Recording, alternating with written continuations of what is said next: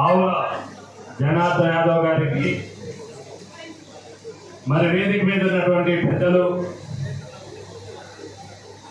వివిధ రంగాల్లో ఉన్నటువంటి వారు, మరి అదేవిధంగా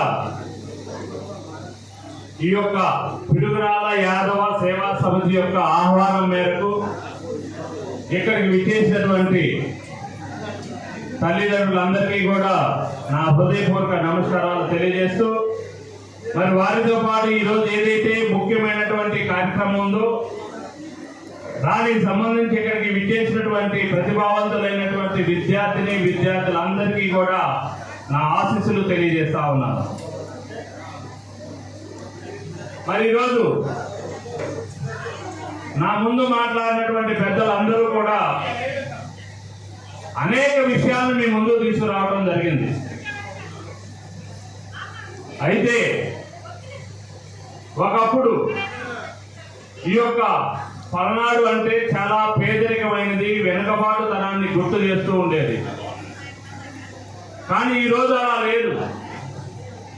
పేదరికం నుండి ఒక మధ్య తరగతి స్థాయికి వచ్చినటువంటి ఈ పల్నాడుని ఈరోజు చూస్తూ చాలా హర్షిస్తూ ఉన్నాం. మరి ముఖ్యంగా ఈరోజు ఏదైతే మన ఆహ్వాన కమిటీ వారు ఈ యొక్క కార్యక్రమాన్ని ఒక నిబద్ధతతో, ఒక రోల్ మోడల్ గా ఉండాలి ఈ యొక్క పల్నాడు జిల్లాలో అని చెప్పేసి ఎవరైతే ముఖ్యంగా ఈ నలుగురు బ్రదర్స్ లాగా పనిచేస్తున్నారో, జనార్దన్ గారు కావచ్చు, అప్పారావు గారు కావచ్చు, శ్రీనివాసరావు గారు, సురేష్ యాదవ్ గారు, వీరు నలుగురు కూడా ఈ రోజు మమ్మల్ని ఆహ్వానించేటప్పుడు నాకు 1997లో నేను అమెరికా వెళ్ళినప్పుడు ఒక కార్యక్రమం మేము చేస్తా ఉంటే దానికి అధ్యక్షుడిగా నేనున్నాను. నాకు అదే రోజు ఈ రోజు గుర్తొచ్చినాయి. ఒక కార్పొరేట్ లెవెల్లో ఒక సూట్ వేసుకొని, అంటే ఒక హోందాతనాన్ని, ఒక గుర్తింపుని ఇవాళ ఎదుటి వారికి మన యొక్క ప్రభావం ఏ విధంగా ఉంటుందని చూపే విధంగా వాళ్ళు ఆ విధంగా చేసినందుకు ముఖ్యంగా ఆ యొక్క కార్యవర్గానికి, ముఖ్యంగా వీరందరికీ కూడా నా యొక్క ధన్యవాదాలు తెలియజేస్తా ఉన్నాను.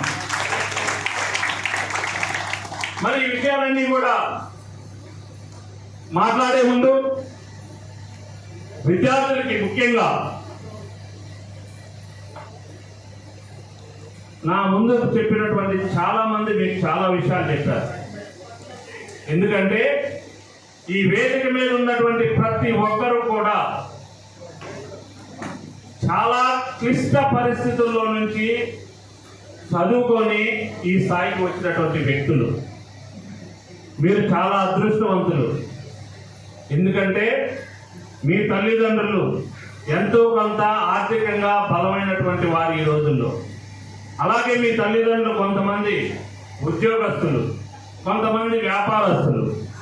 కానీ జంగా కృష్ణమూర్తి గారు చదువుకున్నప్పుడు, ఆ తర్వాత జనరేషన్స్లో మేము చదువుకున్నప్పుడు మా తల్లిదండ్రులకు ఎవరికి చదువులు లేవు. కనీసం మేము ఏమి చదవాలా కూడా వారు మాకు చెప్పే పరిస్థితి కాదు. మేము ఎవరి దగ్గరకన్నా వెళ్ళి అడిగి తెలుసుకునే శక్తి, సామర్థ్యాలు కూడా ఆ రోజుల్లో మాకు లేవు. కనీసం ఈ విధంగా చదవాలి, ఈ విధంగా కోర్సు ఉంటుందని చెప్పేవారు కూడా లేదు.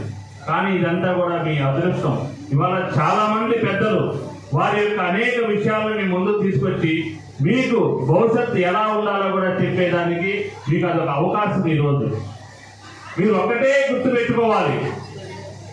ఇప్పుడు ఈరోజు ఇంతమంది ఒక 5-6 లక్షల రూపాయలు ఖర్చు పెట్టి మీకోసం వారి జేబులో నుండి డబ్బులు తీసుకొని వచ్చి ఇంత మంచి కార్యక్రమం చేసి నా జాతి బిడ్డలు రేపు భవిష్యత్తులో బాగా ఎదగాలని చెప్పేసి వారి సొంత డబ్బుల్ని ఖర్చు పెట్టి మీకోసం ఈ కార్యక్రమం పెట్టారు.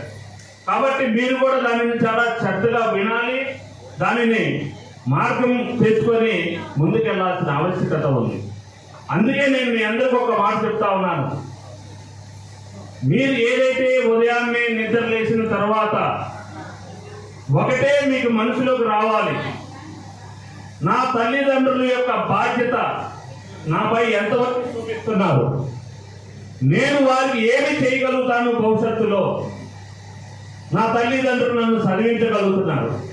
కానీ ఈరోజు వారు నన్ను చదివిస్తున్నారు అని అంటే నా తల్లి కానీ తండ్రి కానీ ఉదయాన్నే 4 గంటలకు లేచి గేదెల దగ్గర పేడకాలు తీసి తండ్రి అయితే పొలం వెళ్ళి పని చేసుకొని అంటే ఉదయం 4 గంటలకు నిద్ర లేస్తే మన కోసం వారు రాత్రి 11 గంటల వరకు కూడా శ్రమజీవుల్లాగా కష్టపడి పని చేసి మనల్ని చదివించారు.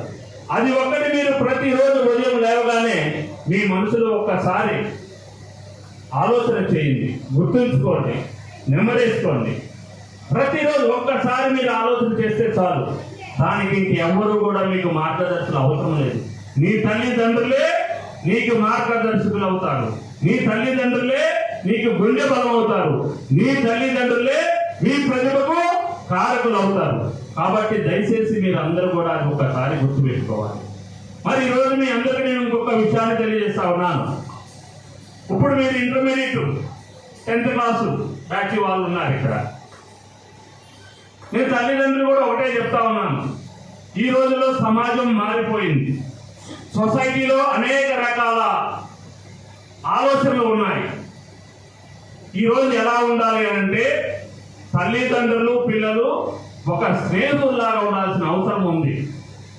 ఏదో పాతకాలంలో లాగా మీరు చెప్పిందే పిల్లలు వినాలని, పిల్లలు ఎదిరిస్తే ఇది కాదు మేము చెప్పిందే మీరు వినాలని వాళ్ళు అనడం ఉండకూడదు. ఇవాళ ఒక ఫ్రెండ్లీ నేచర్ ఉండాలి. ఏ పాపైనా ఏ బాబైనా వారి మనసులో ఉన్నటువంటి విషయాలని తల్లిదండ్రులు తెలుసుకోవాలి. వారితో మాట్లాడాలి. నానా ఇది నా సమస్య అంటే ముందు వినడానికి అలవాటు చేసుకోవాలి తల్లిదండ్రులు కూడా.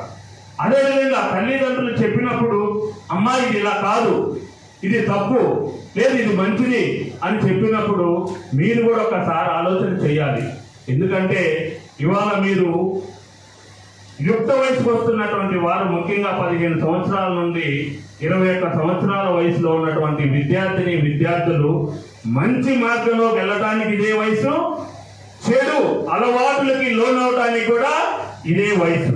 కాబట్టి ఈ యొక్క వయసులో ఏదైతే మీరు తీసుకునే నిర్ణయాలు ఉంటాయో ఇవన్నీ కూడా మీ యొక్క మంచి భవిష్యత్తుకి మార్గం అవుతాయని చెప్పి కూడా నేను మీ అందరికీ తెలియజేస్తా ఉన్నాను. ఈరోజు మనం చూస్తా ఉన్నాం ప్రతి విషయంలో కూడా. ఇవాళ చాలా మంది ఇందా పెద్దలు చెప్పారు, ఐఏఎస్ ఆఫీసర్లు అయ్యారు, ఐపీఎస్ అయ్యారు, ఇంకా ఏదేదో అయ్యారని చెప్పేసి. ఎస్, వారందరూ కూడా చాలా మంది తల్లిదండ్రుల యొక్క కష్టాలను తెలుసుకొని ఒక బాధ్యతగా చదువుకొని ఇవాళ ఆ స్థాయికి. మరి అదేవిధంగా ఒక చదువుతో పాటు ఒక చదువు ఉంటేనే సమాజంలో గుర్తింపు ఏమీ రాదు. చదువు దేనికి ఉపయోగపడుతుందంటే మన యొక్క నడవడి ఎలా ఉండాలి, సమాజంలో 10 మందితో మనం ఎలా మాట్లాడాలి, 10 మందితో ఒక చోట ఉన్నప్పుడు ఎలా ఉండాలి, మన యొక్క వేషాధారణ అవ్వచ్చు, మన యొక్క కమ్యూనికేషన్ స్కిల్స్ కావచ్చు, వీటన్నిటికీ ముందుగా ఉపయోగపడేది కేవలం ఓన్లీ చదువు మాత్రమే. కానీ ఆ తర్వాత మీరు చాలా నేర్చుకోవాల్సి ఉంది. మీలో ఉన్నటువంటి ప్రవర్తన చాలా ముఖ్యం. దానిని ముందుగా మీరు జాగ్రత్తగా ఉండాలి. మీ ప్రవర్తనే మీ భవిష్యత్తుకి మార్గం అవుతా ఉంటుంది.